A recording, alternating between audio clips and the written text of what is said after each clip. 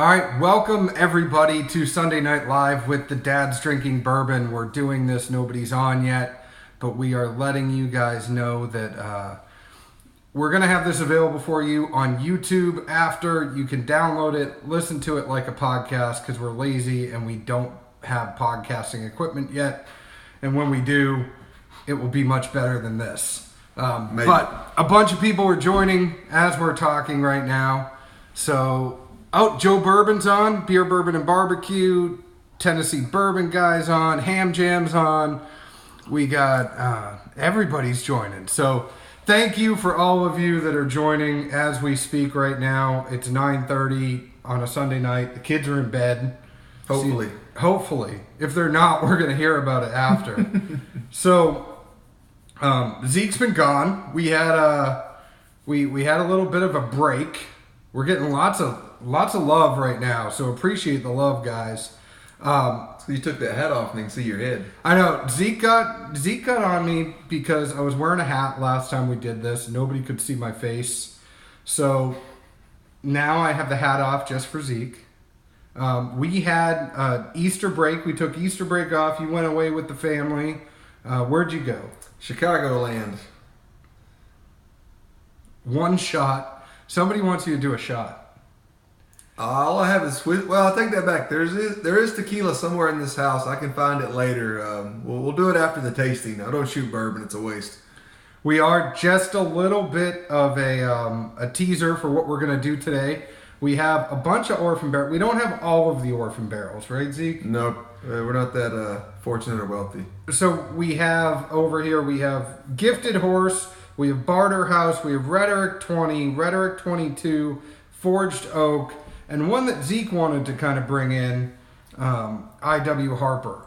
So we do have the I.W. Harper as well, and we will talk about how that kind of relates to the Orphan Barrel brand as we're going. So Zeke took some time off. I took some time off as well. I went and hung out with my family on Easter. I went and found a bottle of 4 grain. I did some trading, got some people upset, made everybody happy. We all hugged it out and got some 4 grain. I went out and hung out with my friends at the podcast, whiskeypodcast.com, and we opened it together because Zeke left me for 2 weeks and I needed somebody to drink bourbon with. Happens.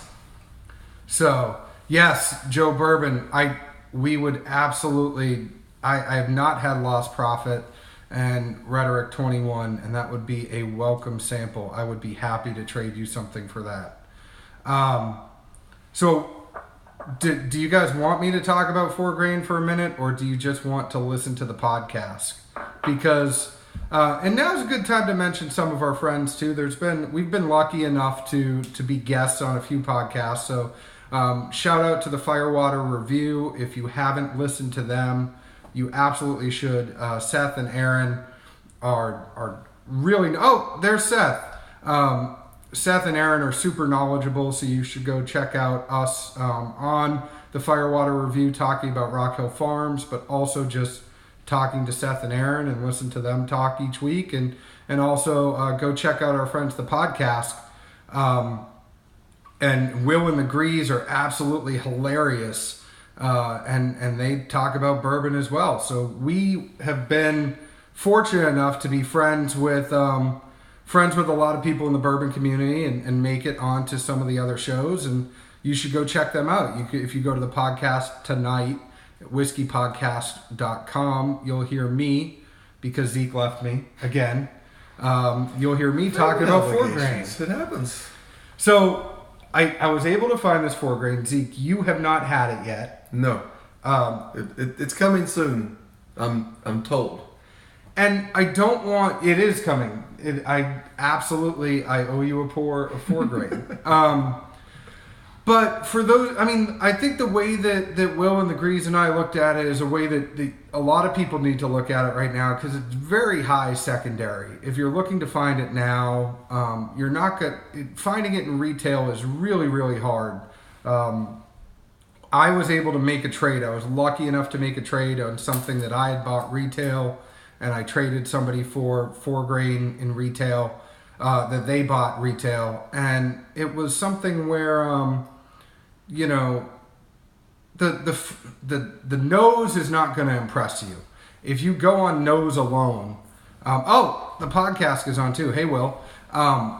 If you go on nose alone, you probably might turn your head at 4 grain. But I have to tell you, the finish on it is one of the best finishes I've ever had in a bourbon. It's one of those things that it hits you, and you smell it, and you're like, this kind of, it's sweet, but I don't think it has a lot. And but funny thing is Parker Beam he didn't taste.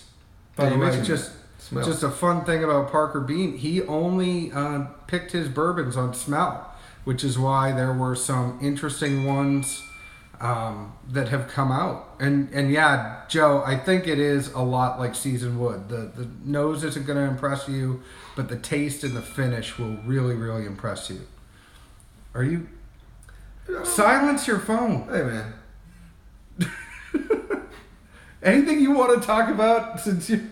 I mean, we got 6 bottles in here. There's a plethora of things to talk about. So let's start with the IW. I mean, so all of these, and I don't want to always do all the talking, but these are from Diageo, which is one of the biggest spirits brand in the whole entire world. And a word that I can't say, so I'm just going to say manufacturer or maker or something. I will tell you that we did have about 10 minutes of conversation. Sammy's on. Hey, Sammy. We did have about 10 minutes of conversation before we got on how to pronounce Diageo. And just so you know, Zeke wrote it down. So that's what's on the top of his notepad today, is how to pronounce Diageo. Diageo owns, for those of us in Tennessee, they own George Dickel. They own a bunch of different bourbons. And one of the things that has come out, and I think this has been a lot of these TN Bourbon Guy, I should probably just call you Tennessee Bourbon Guy. A lot of these are bottled in Tullahoma at George Dickel. And we'll go through that before we taste each one of these. But there's a little bit of controversy around some of these, because a lot of these are quote-unquote found bourbons instead of bourbons that are regularly released. So what they say is that they were snooping around the Rick House and they happened to come across some bourbons that they found and decided to bottle those up and give it to us.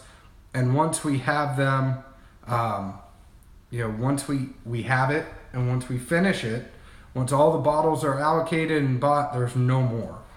At least with the rhetoric, they continue to space that one out, I guess, enough since they've started 20 years. Now we're on 23 coming soon. It's already been released. Already out. Okay. I think all the other ones were one-offs, and from what I've seen, some of the labels give more hints than others as to what distillery they sourced it from. I don't know if any of them actually say they were distilled at Dickel, do they? No. I think they all just say from Kentucky and just bottled there in Tullahoma. So they leave some room for, I guess, guessing. And I've seen different things where some folks, based on taste, have their speculation as to where exactly the juice did come from. So some say Stitzel, right? Some and there's a lot of good marketing on these, and you got to give Diageo credit because they're good looking bottles. They sit nice on the shelf, and each bottle's the same, so they fit well too because each bottle's the same.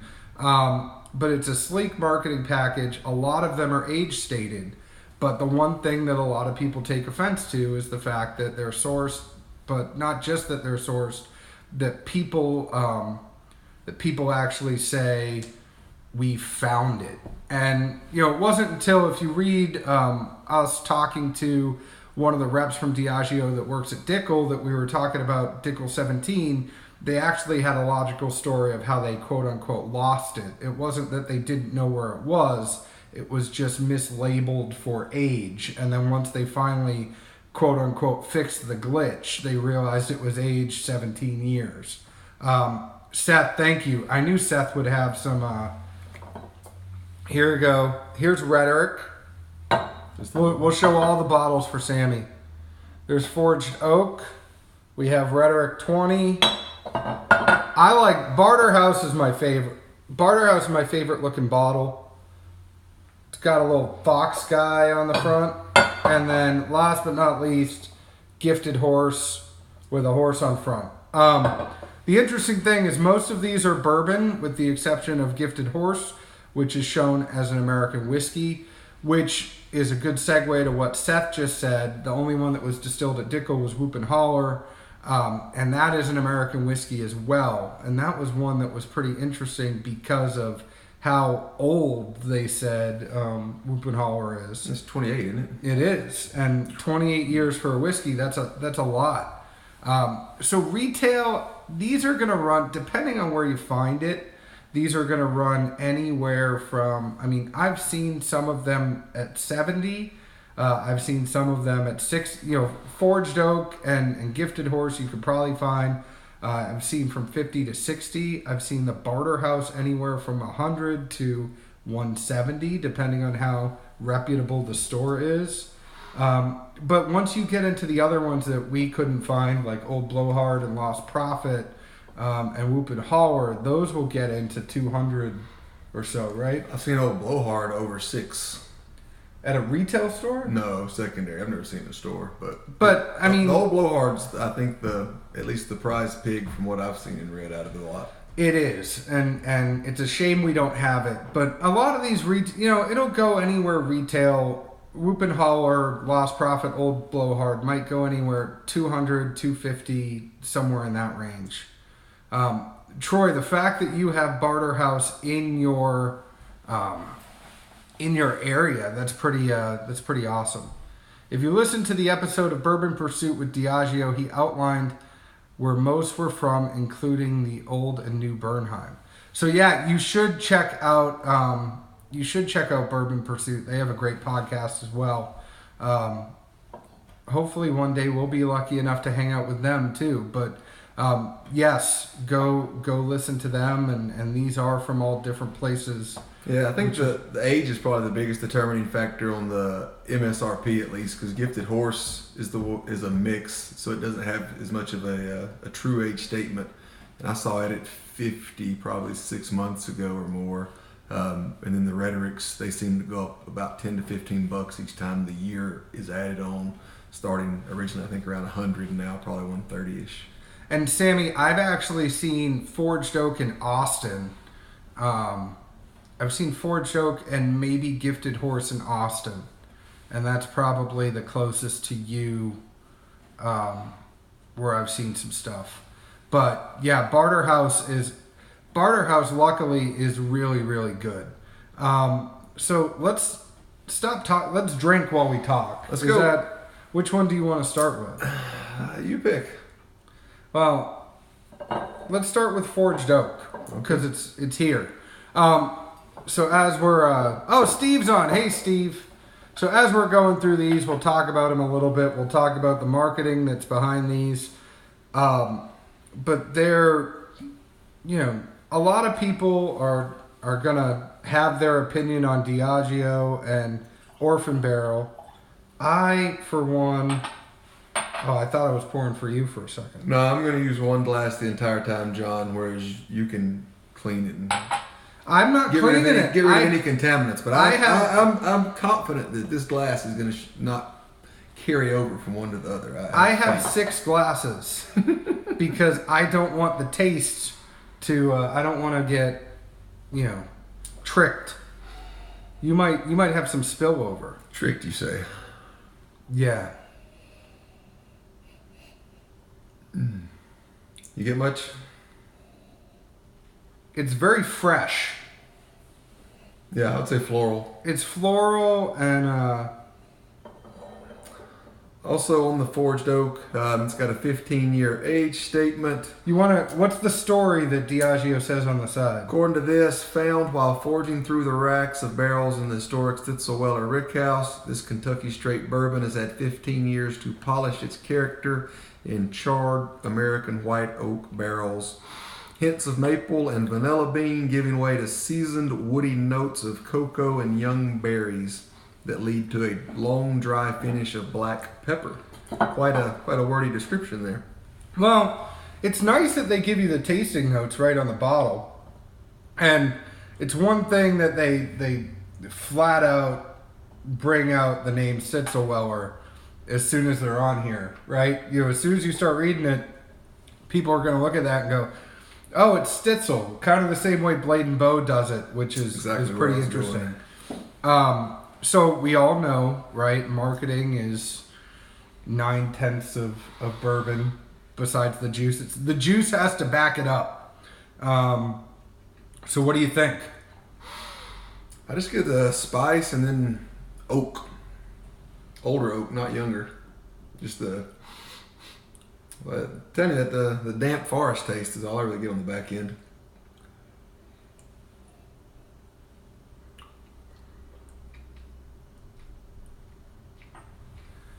No, okay, John. 9 out of 10 might have been a little hard, but it's more than 50%. I'll give it an 86, like Seth gives Blanton's. So this has some legs on it. You know, when you're looking at it in the glass, it's definitely got some legs on it. I know you probably can't see that, but there is. And by the way, I should mention we do have 3 kernels. We do have 3 kernels on this live chat right now. And one day, maybe we will be lucky enough to join that crew. But we salute you. So, Sammy, Seth, and Steve, cheers. So, I'm still... It's a lot of oak. It is very much a lot of oak. Very thin tasting, not much... it doesn't work up really at all. It's just thin to me. Usually, at least to me, the ones that are older, it just seems to work up as you move it around the palate. This just stays thin to me the whole time. I do get a slight burn. I don't get any burn. You know, so a lot of the burn from this is going to come from the pepper. So I get some burn in the mouth. I don't get a lot of burn in the chest. It's not a high proof burn. It's mash bill. And we should mention this, right? So when we look at this, it's 90.5 proof. It's 45.25 alcohol by volume. 750 milliliters of Orphan barrel. So I would say with this one, you know, light spice. It's not a heavy burn either. Not a very heavy burn. Light spice on here. Definitely get a lot of oak, as you should. With a name like Forged Oak, you should get oak, right? I mean, it's there, but it's not overbearing. No. To me, that oldish oak taste is probably my least desirable thing in a bourbon, especially an older one. And it's not enough to turn me off. It's almost, I think there's so much spice on the front end, it masks it pretty well. You don't really catch it. It's more just the aftertaste is honestly only where I get the oak. So it says aroma of maple and vanilla bean giving way to seasoned woody notes of cocoa and young berries that ultimately lead to a long dry finish of black pepper. And I would say the black pepper is definitely I would say the black pepper is there, the woody notes of cocoa. I almost get a little bit of tobacco in there as well. The notes match what you taste, but if I had not read that, I don't know how much it would match. I'd say it's very minimal. As far as, not anything's really overbearing or present on the front or the back end other than just that spice of pepper on the tongue, really. Okay, well, let's move on. Let's move on here to the Gifted Horse.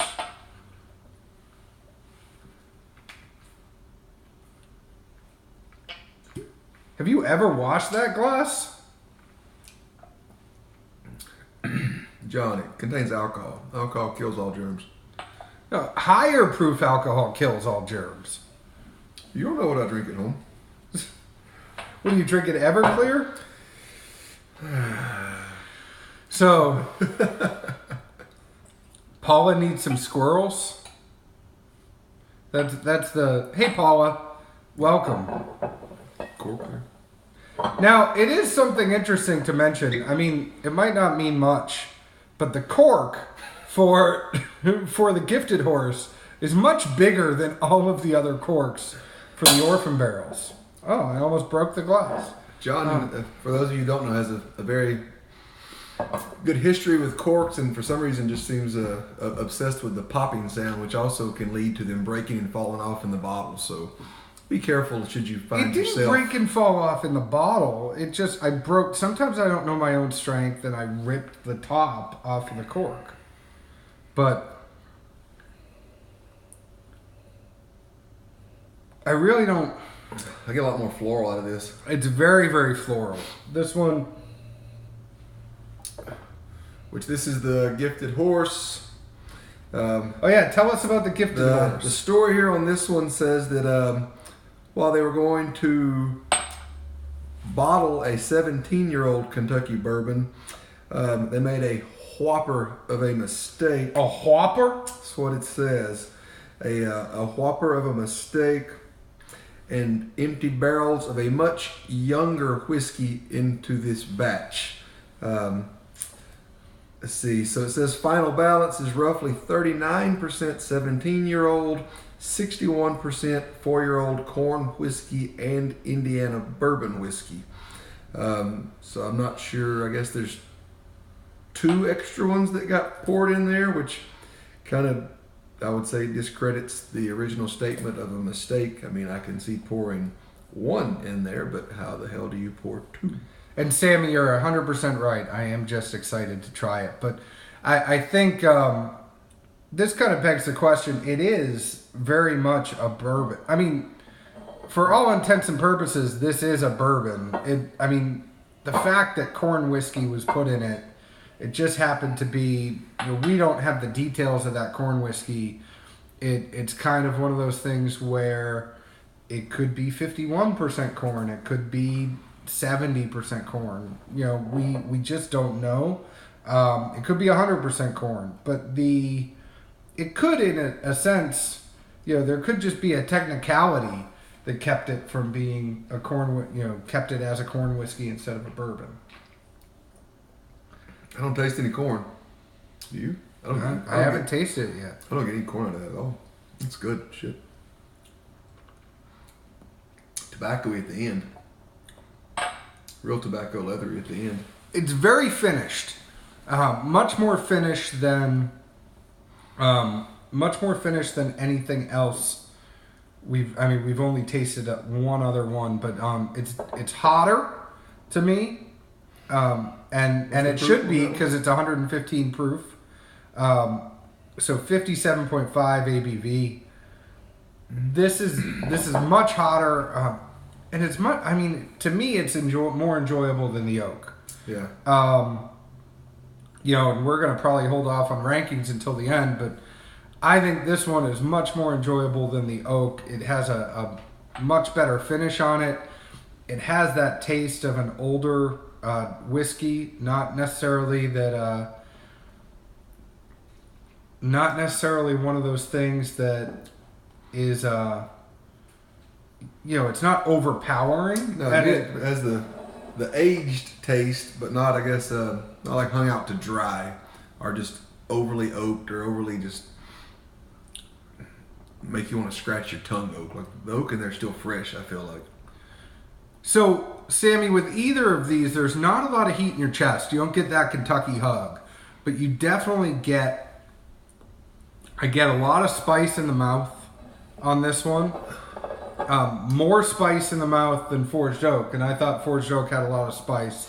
But it's it's a gentle heat. I think it's like this one says, this unusual blend has aromas of apple skins, almond, and toffee, and tasty hints of creamy caramel, oak resin, and Bose pear. Or Boss pear. BOSC. That's Bosque in my world, but I don't really know what that Bosque. But I definitely think there's a heat. I mean, it's almost like a heat in your gums. Yeah, right in the mid palate. It doesn't even go past the middle of the tongue to me. Like roof of my mouth, mid tongue's where the heat stays. Like it's just sitting there now. It hasn't moved. To me, the tingle is still even in my mouth. In the it hasn't even got past my teeth. But very enjoyable. And I like the mid palate because to me that just radiates right up off the nose and just kind of reinvigorates whatever nose you picked up because it just hits those senses of the nasal passage and it gives you a better full taste in my opinion at least. And I'm a big visual person too, so when I look at this, the legs on the Gifted Horse are much more pronounced than the legs on the Four Oak. And I'm just I just happen to think that when you see those legs, it's almost one of those things where you see a little bit of quality. And I really like the way it looks in the bottle too. It's one of those things that makes you think that it's something that you have that's worth having.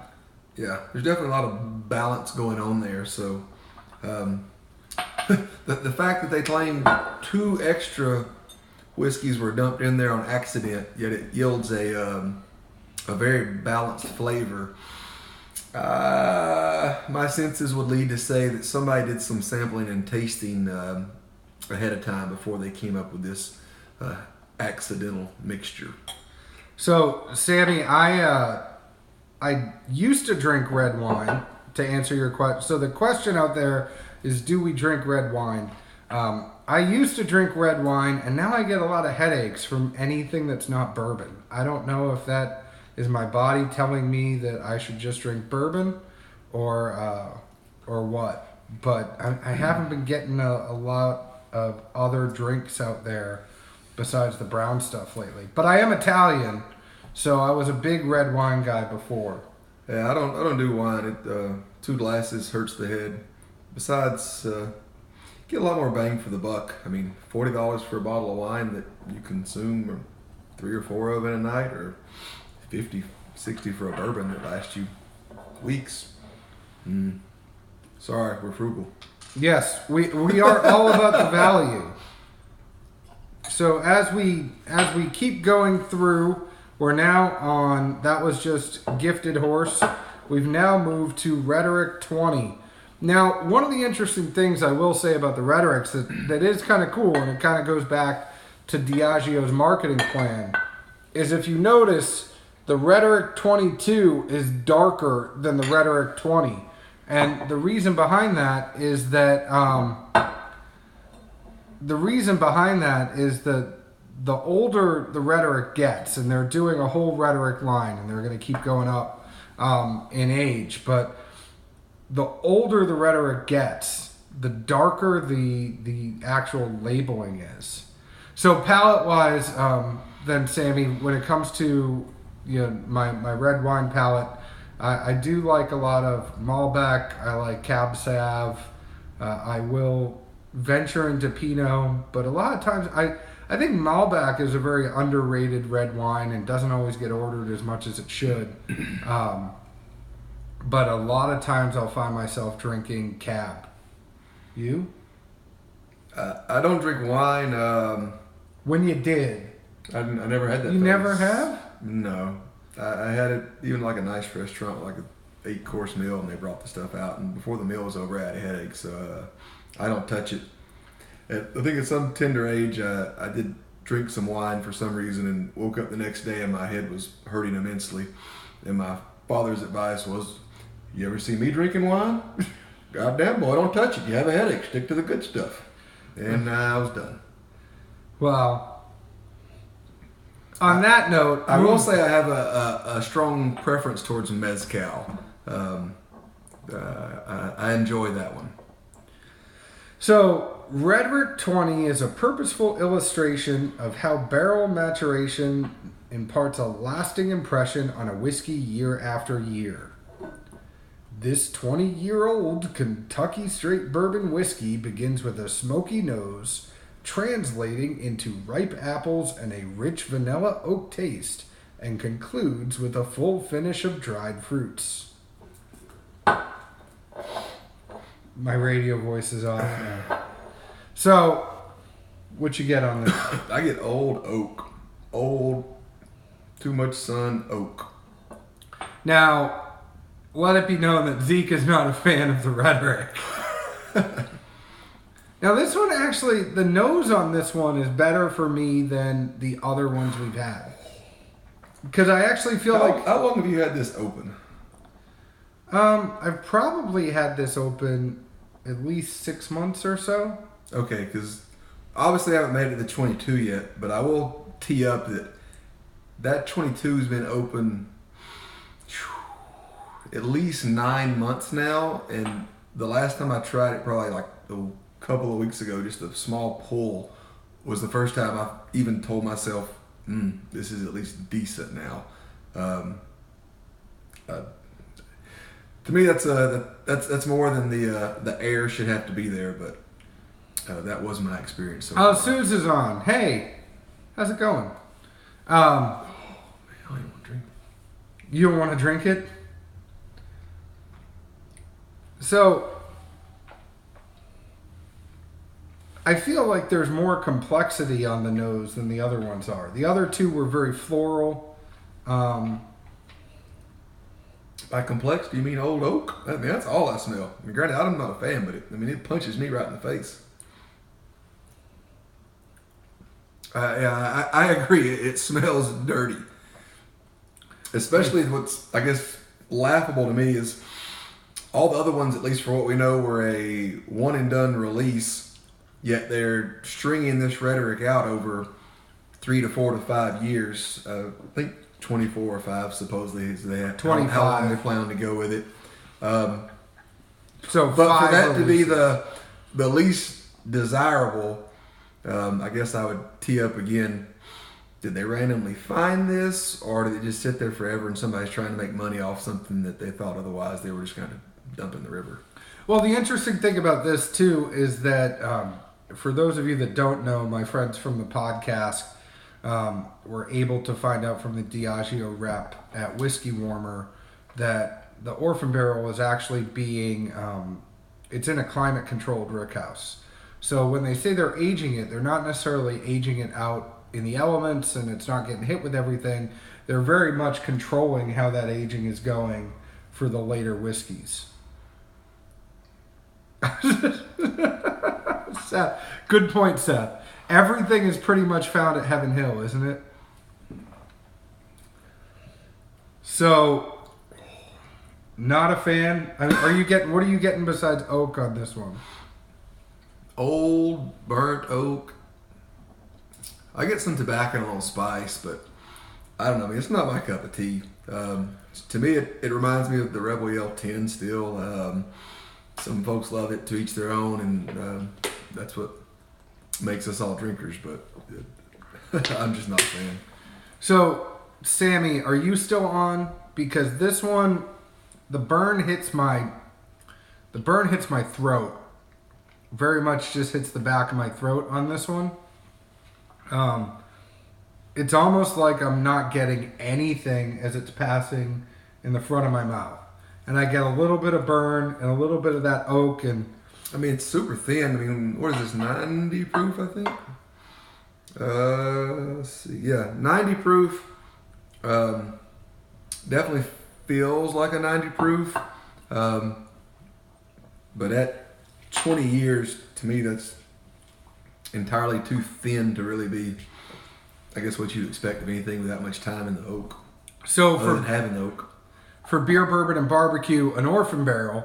So Orphan barrel is a line of whiskeys and bourbons from Diageo in which they say they found bourbon in a rickhouse, meaning that the barrels were orphaned and they were lost and they didn't have a home, and all of a sudden somebody found a home for it and they bottled it up. Diageo found a home for it. So it was basically just saying that they lost it someplace in the rickhouse, bottled it up, and that it wasn't a part of any other release. It's just their release now, which we all know is kind of suspect. And that's part of the thing that we're talking about here. Did that make more sense?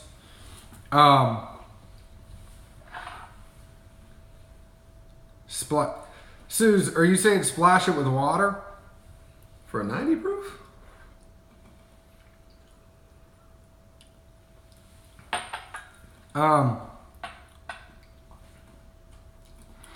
Yeah, I mean, it's not awful. Yes, Sammy is 100% right, and that's another theme we've been talking about tonight. Barter House is all about marketing. Or not, I said Barter House. I meant Orphan. Diageo. What's the name of it again? I said it once, that's it. All right, we're going to move to Rhetoric 22. Enough with that Rhetoric 20.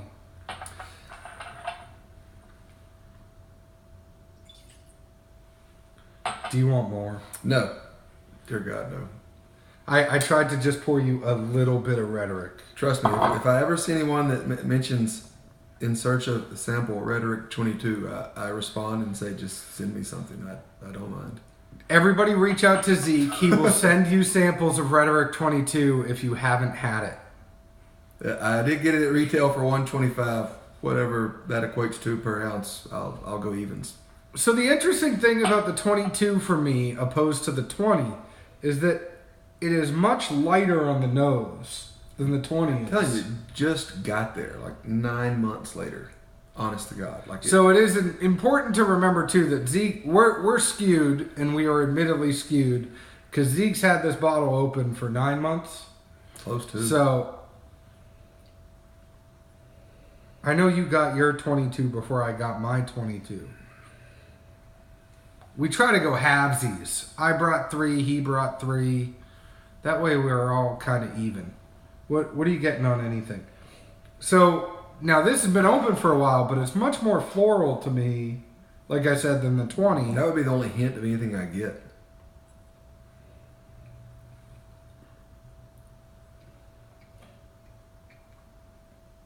I am getting some vanilla. I get some vanilla and floral. It's like being in a meadow. Zeke is chewing. I hear him. He's chewing on his bourbon, which you should all do. I work and John laughs. Every time he looks at me, he goes, he's still working on that one, but... He works it like Missy Elliott. No. Is your flipper button yet? Yeah, that's how I say Diageo. So... honestly, I feel like at this point, I like the 22 better than the 20, but at the same time, sampling this off and on for months, I hated it for the majority of the time I've had this bottle. Now, this is the first one that's actually hit my chest a little bit. Really? Yeah. The notes are definitely more floral, or at least the overly sun-kissed oak finally isn't as prevalent. And the proof on this is 90.4. So it's a little bit more. They kicked it up 0.4 over the 20. But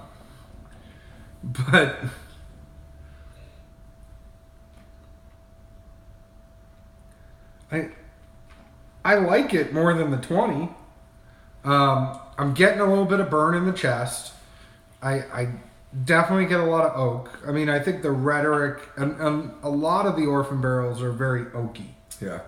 I would say, honestly, after 9 months, it's finally not just burnt oak, but it's still very dark tobacco. I guess some type of dark fruit, something darker than the cherry. I would say tobacco. I would definitely get some tobacco and some fruit. I think that's a solid, good review. Maybe like a date. A date? You lost me on date. The fruit. Isn't that a date? Yeah. Okay. That's what I'd say. It's darker than cherry. I don't have too many dates anymore. Yeah, I don't either. Yeah. All right. If it's not blatantly obvious by the fill in this one, it will be. Let's move on to Barter House. So, Barter House is a 20-year-old from Orphan Barrel. It's got a great fox on the front. It does have probably one of the better stories than others. This is actually pretty interesting. When there's no money on the table, Barterhouse Bourbon Whiskey give you it that's not correct English. That or John's had too much. No. Oh, Barterhouse Whiskey twins give and take into an adventure in provocation and persuasion, trading his waves in the hopes of finding the best the world has to offer. That's still reading is hard, but like I think what they're trying to say is the fox going whoring. it says Barterhouse Whiskey turns give and take. It's not correct. Sammy, I'm serious. I am a very educated man. Barterhouse turns give and take. That doesn't make sense. He did go to Kentucky. Yeah, but I played football at a much better academic school before I went to Kentucky. Do you want me to read? No, I mean, what do you think that says right there? Barterhouse Bourbon Whiskey turns give and take? Yeah, like turns, give and take. They're missing a word. It's like a switchback. I don't know, left and right. They're missing a word. Clearly it's written in some southern dialect that John missed out growing up in New England. So, a soft and elegant nose reminiscent of warm spice, biscuit, and buttercream is cunningly paid off with the mellow taste of roasted grains and charred oak, finishing with pleasant hints of spice and brown sugar. And Josh just joined. For those of you that just joined, we are on Barterhouse. I promise you all I can read. Do you know all 3 R's? What are? What are you talking about? All 3 R's. Like, this is a southern test. I don't know. Reading, writing, arithmetic. Oh. I'm not a Yankee. I'm a Red Sox. Everyone. Man. I thought that's where you were going. I just wasn't sure. So, what do you think? It's my favorite nose so far. I know this one's your favorite. I don't know. It has some starchiness to the taste. Hey Zeke, how do you pronounce Diageo again? Diageo. Either way, it has a... I don't know, it makes me want to pucker. I don't know what causes that, but it has a starchiness to it that kind of dries the mouth out. But it's not high proof, is it? What's the proof on this one? So this just makes you want to kiss the better half. It's 90.2 proof. What's wrong with this? You drink this around the better half, you give her a little kiss, you pucker up? If I'm drinking around the better half, I just take a couple of shots of Fireball or a Goldschlager. Ignite the night. That may or may not have been my nickname on the kickball team that Zeke and I were on together, was Ignite the Night.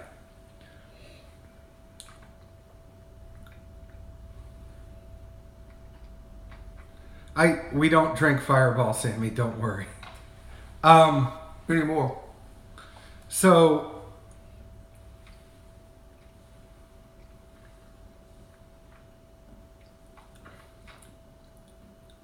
it's very smooth. Very smooth, and it's thin. I think that pucker is almost trying to work up that old age where you just get gummy, but it doesn't quite pull it all the way there. Like some other, I guess, older bottles I've had. It is the gummy older age though. Yeah, it has hints of it. It just doesn't totally create it. Very thin, and I get a late burn. I didn't get any burn. I have it in the cheeks, not the palate. I didn't get any burn, and that's actually pretty interesting because, that's the great thing about us having two palates here while we're tasting with you all. But I didn't get any burn at all. I get mild hints, but not a whole lot. Surprisingly, I get on the nose a little bit of hint of marshmallow. Like honestly, the first time, except for the Rock Hill we did with Firewater, it's the only time I thought I had some strange marshmallow sense, but it's there. Sammy, you're right. It is starchy. It's like a film that covers your teeth with this one. I think is the best way to describe it. Someone's doing crazy stuff with the hearts there. It's like a film that covers your teeth. Everything's kind of... But that's all I got. I didn't get any burn. I just kind of... The only thing I really felt with this is like a vanilla caramel film covering my teeth. I think of a really light brown cigar. Like really smooth, easy, mellow, just light brown cigar. It has some hints of other things, but just that kind of tobacco-y, mild taste is there. Seth told me that's plaque. I did brush my teeth before we started this.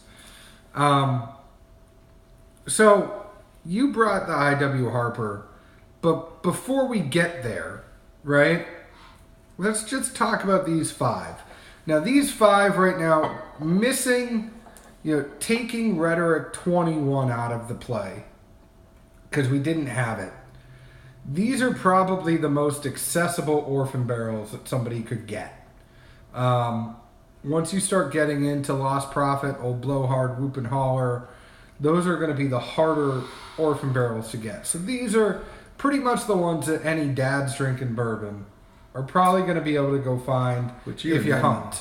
Yeah, I mean the shelf possibility on these is going to be really hit or miss. Obviously, they're still releasing Rhetorics, but beyond that, you may have... people still... Troy, Speakeasy, Wisconsin, was on here talking about how he has Barter House near him. I know some people that still get to see some of the Gifted Horse. So they're around. I mean, they're not around Nashville because Nashville is Nashville's slammed with everything. Ooh. Sammy just distilled some White Dog on Wednesday that reminded her of Apple Jacks. And that sounds amazing. So Zeke, you might not be as educated, but Sammy is one of the wonderful proprietors of Garrison Brothers Distillery. Oh, I got you. And everybody should drink it. It's some good stuff straight out of Texas because everything is bigger in Texas. And they talk a lot better than Bo, Zeke, and I do. But yeah, so when we get to talk to Sammy, it's like we're getting some knowledge back. Okay. If you think about the knowledge that we have of the people that are actually talking to us on here, between Seth and Sammy and all the other colonels, I mean, we're, Steve's on here. We got Will from the podcast. Lots of good people on here. How high was the proof of this Applejack? Did it burn a blue flame? That was the test they told me to do when I was a kid. Well, that's how actually proof started. Was that the reason that it's 100 proof? It was before everything was really regulated, and the way that you proved how much alcohol you had in your bottle is that you set the whiskey on fire, and if it actually sustained a flame, then it was over 100 proof. It was over 50% alcohol. That'd be higher than that. No, that's why 100 proof is 50% alcohol, and 200 proof is 100% alcohol, because you just had to prove that your alcohol had enough, or your bourbon had enough alcohol in it. It was pre-prohibition when a lot of distributors were cutting whiskey up. Yeah. The only education I got was if it burns a blue flame, then you should drink it. If not, don't touch it because it's not the right hooch. Yeah. Well, drink some Garrison Brothers hooch. Will do. But before we get to I.W. Harper, I know we only have like 10 minutes left, but before we get to I.W. Harper, take that out of the equation. Out of these Orphan barrels that are probably the most accessible accessible Orphan barrels that you have. What do you think? I would go Gifted Horse. Honestly, the blend there is pretty good. I haven't had it in quite some time, honestly. But before we got here, I told John, I was lamenting over the Rhetoric 22, and I told him, I was like, I want to play around with some mixtures of an overly young corn whiskey that I have. Mellow corn? No, it's a Clayton James Bottle Select I picked up, and it's a blend, but it's really corn heavy. And I want to try different amounts of that with the 22, and give it a little time and just see if there's a balance there. And actually, after the Gifted Horse, I don't feel more confident in my abilities to do so, but I at least look forward to what that might yield as far as a better balance. Maybe you want to throw an oak stave in there too. John, I'm a minimalist here. Just saying, you could. So, thinking about what we're kind of about and thinking about the value. I mean, I used to be a big Barterhouse guy. Barterhouse was always kind of my favorite Orphan barrel, and after giving it some time and after tonight, I hate to. I mean, I feel bad. I can't believe I'm agreeing with you, but I have to say Gifted Horse, and I know Gifted Horse is going to be the least expensive out of all of these and probably the most accessible right now out of all of these. But I think I'm moving to Gifted Horse. Yeah, and if nothing else, to me that would reiterate the line of, are all these old random releases really old, or is it just something they want to sell, or the fact that the one that's a blend, that's a magical mystery corn whiskey. Hey, we dropped 2 different batches in with this one batch by mistake, but it tastes better than anything else we're putting out. Because as Sammy will tell you, barrels are really light, and it's really easy to just knock some 2 other bourbons in, or 2 other whiskeys in with your bourbon, because they're so light and they move around so easily. Yeah. But I mean, I think with the value and with everything kind of that we have, a lot of it's hype. But I think I have to go with the Gifted Horse. I really do. Now, I have to try some of the other ones. I still need to try Old Blowhard. I think it's an A for effort with the marketing, with Diageo and Orphan Barrel. But when you're talking about value and what you should go spend your hard-earned money on, go spend $60 on the Gifted Horse, and you're gonna have an enjoyable experience, I think. Yeah, it's as well rounded as anything you'll find at $50 to $60 for sure. And I mean, at $50 to $60, you're thinking about Blanton's, you're thinking about Four Roses, single barrel. You're thinking about Glass. Oh. I was thinking about bourbon. You're going to pour me some. Oh, we have one left. Just a little bit. Thank you. Sorry, I had to give him just a teardrop so he can still speak English. And then, so I can read. But I would have to say at the end of the day, you have to, for $60, Gifted Horse is going to be your best value out of the Orphan Barrel. And surprisingly enough, Zeke and I agree, which doesn't happen very often. Cheers. So, do you want to tell us about the I.W. Harper do you know anything about it? I know minimal, which is I always find best. This is the I.W. Harper 15. Zeke did his homework, ladies and gentlemen. From what little scratching around I could find, I.W. Harper was a big brand. It's somewhat disappeared in the States. It's still been made overseas.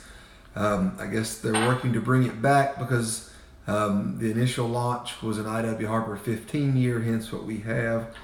Are you throwing this in because it's another thing that Diageo just happened to find? I don't know if they happened to find it, but either way it was released by the same said manufacturer, which I can't pronounce. Say it. Diageo. It does look like, doesn't it, Sammy, doesn't this look like the Di Serono? It looks like an after dinner drink. It doesn't look like a bourbon. But if you look at old I.W. Harper, they, I guess from what I could see, were known for having a very nice decanter bottle that you could reuse, etc., and have something nice sitting out. Any rate, this was launched similar to the time as the Orphan barrels. Suddenly there was a 15-year out there. It's floral again. People older and smarter than me claimed it did not taste anything like the original I.W. Harper. All I know is if you buy one of these for $80 and then you get what they have on the shelf for $35 that is non-age stated, there's nothing similar about them. And the non-age stated for a 90 proof, I think it is, maybe even a little more, but not much. It just burns your tongue to no end and for no reason, in my opinion. So you're saying the cheap one burns, or no, this one burns? The cheap one, the cheap one's awful. It burns worse than anything I put in my mouth. This still burns. This is $80. I think so. No way. I'd maybe spend $40, and I wouldn't even spend the $40. And okay, yeah, I don't even need to finish that. So yes, someone asked if it was a ringing endorsement on Orphan Barrel or not. I know we only have 4 minutes left or so. Who knows? We may even keep going. But I think Orphan Barrel is good in marketing. You got to give them an A for the marketing behind it, the presentation, the bottles. But that's what a company like Diageo is going to do. But, for the prices here, and I'm not just saying this because people are on, I would go get some Garrison Brothers. I would go, for $80, I would go get Garrison Brothers over any of this. I would definitely get 1792 full. And because I would love to get Sweet Wheat or Port or any of those other ones, but good luck getting those other 1792s. But I would definitely get a 1792 full store pick for $40 to $50. And Sammy is 100% right. You can't hide the taste when you actually open these up. And it's kind of good that we're looking at them from behind, because you can realize that, the only one I probably would really like drinking is Gifted Horse. Yeah, and an A+ for marketing does nothing for the taste, palate, or wallet. So. And I used to love Barterhouse. I'm very disappointed. But. And we may run out of time, but I promise I'll make John do a slight side-by-side with the Forged Oak, which is also coincidentally 15 years. To me, they align. I actually have. It's okay. We have a minute 52 remaining, but real quick, I still have some left over. Here's the I.W. Harper. Hold on. I don't get the burn from that I.W. Harper. It's light.